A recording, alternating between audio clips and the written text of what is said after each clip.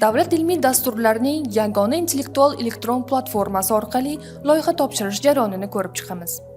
Birinchidan, platformada e'lon qilingan tanlovni tanlab, tanlov shartlari bilan tanishgach, loyiha topshirish tugmasini bosamiz. Shundan so'ng ekranda loyiha shakllantirish oynasi ochiladi. Loyiha platforma orqali 4 ta asosiy bosqichda shakllantiriladi.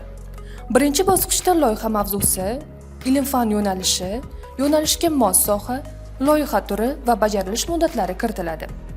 Shundan so'ng loyiha haqida batafsil ma'lumot, asoslash mazmuni, natijalar indikatori va kalendar rejasi to'ldiriladi.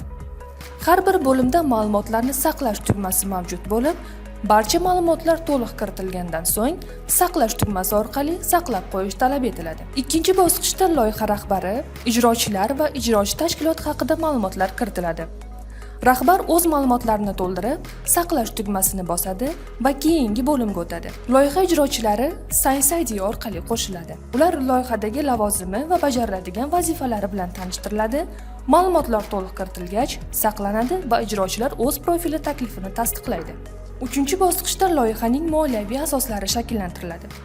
Bu bo'limda xizmat safari xarajatlari, sotib olinadigan asbob-uskunalar, ilmiy tadqiqot materiallari va boshqa xarajatlar kiritiladi.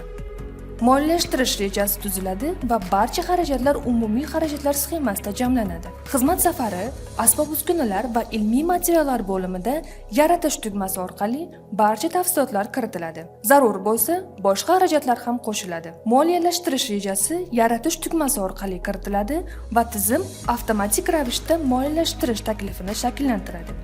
Rahbar tomonidan bu rejaga o'zgartirishlar kiritish imkoni mavjud. 4-bosqichda loyiha bilan bog'liq ilovalar yuklanadi. Masalan, Antiplag.uz tekshiruv natijalari va ijrochi tashkilotning ilmiy kengashi qaroridan ko'chirma xat. Shundan so'ng yuborish bo'limida loyiha holati ko'rib chiqiladi. Agar kamchiliklar aniqlansa, ular tuzatiladi. Loyiha rahbari barcha bo'limlarni to'liq to'ldirganiga ishonch hosil qilgach, loyihani yuborish tugmasini bosadi va hujjatlar ijrochi tashkilot rahbariga jo'natiladi. Shu tarzda loyiha platformada tizimli, batafsil va qulay tarzda shakllantiriladi.